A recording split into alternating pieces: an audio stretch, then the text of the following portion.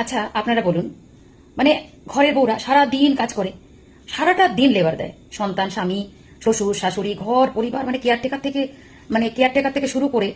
বাউন্সারের কাজ বলুন, মানে আপনি সবই পাবেন, মানে কি কি বলবো আপনাকে, আপনি ভাবুন প্রত্যেকটা পাটে পাটে আমাদের একটা নাম হয় কিন্তু, আমাদেরকে কিন্তু মানে আমরা নামেই মা, কাকিমা, জেঠিমা, বউ, হ্যাঁ, বৌমা, কিন্তু আমাদের কিন্তু কাজের অংশগুলো দেখলে কিন্তু আপনি সুইপার থেকে শুরু করে কুক, মানে যারা কুক আর কি, ভালো কুক বা কেয়ারটেকার,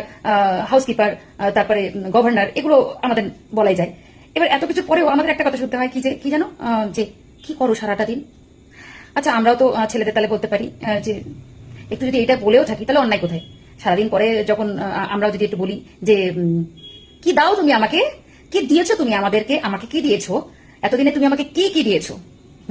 কি দিয়েছো, এই কথাটা বললেই অমনি গায়ে লেগে যায়। কেন বলুন তো,